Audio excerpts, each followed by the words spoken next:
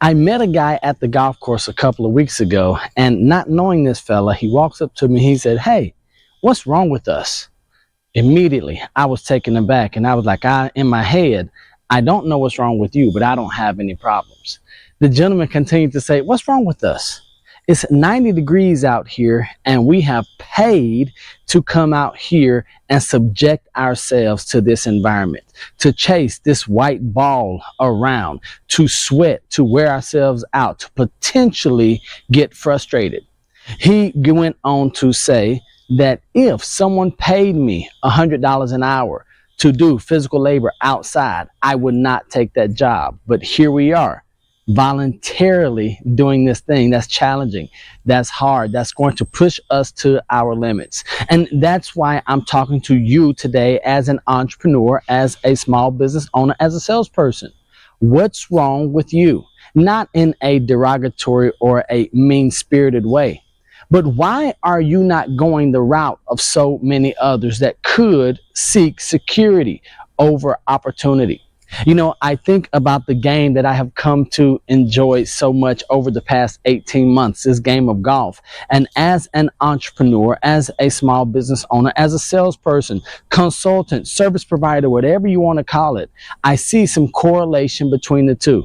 The first thing is that in the game of golf, you can look good. You can buy all of the latest equipment. You can watch all of the videos, but at some moment, you've got to perform. And the reason I say that is in this industry, in the niche that you're likely in, hopefully you are not guilty of this, but maybe you know someone who looks the part, who says all of the right things, who can get you to sign on the dotted line, but they never quite perform.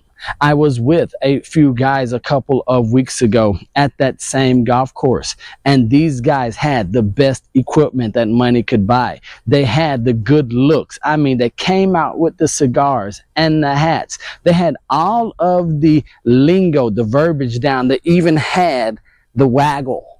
But when it was time to step in the tee box and perform, they did not have the skills. I mean, I've been going to this golf club for some time now, and I've never once seen these guys on the range. I've never seen them practicing their putts. I always see them around the clubhouse having drinks, talking about what they're going to do, who won the major or the tournament over the weekend, how they watched perfect shots from professionals. But yet, when they stepped up to the tee box or on the green, the fairways, they did not have the goods to deliver.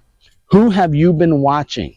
What have you been doing in your downtime? Are you watching professionals actually execute, or are you practicing regardless of the environment so that you can be better?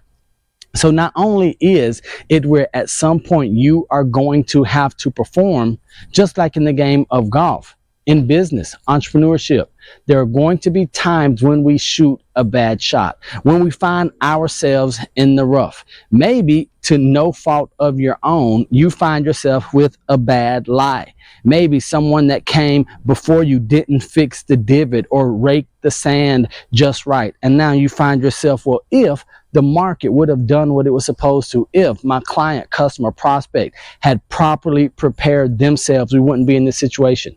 None of that matters now, because at this point, all you have is yourself, the skills, the tools that you have in your hand, and the ball or the circumstance in which you find yourself. What are you going to do right now? Are you going to say, I believe that I have what it takes because of my practice, because of the hours that I put in when everyone else was having drinks, watching the tournament online, or chatting it up in the clubhouse? Do you have what it takes to not only look the part, but when it comes time to perform, that you can perform when the situation calls? And then finally, here's what I will tell you. No one on the golf course wants to play with a blowhard, someone who is just uptight, someone who takes this thing too serious, who cannot make light of just some situations. If you find yourself in a tough spot, are you going to say, well, this sucks, I hate the game, it's so unfair? Or are you going to do what we call a punch out? You're going to say, well, let's make the best of the situation we are in.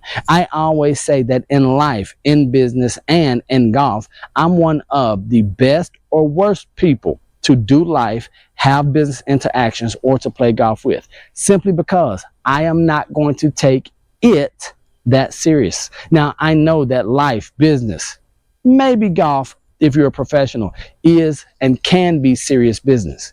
But is it really that serious? I mean, we ultimately know the outcome. We all die and we go to, I'm going to say, a better place, because I'm assuming that you're living right.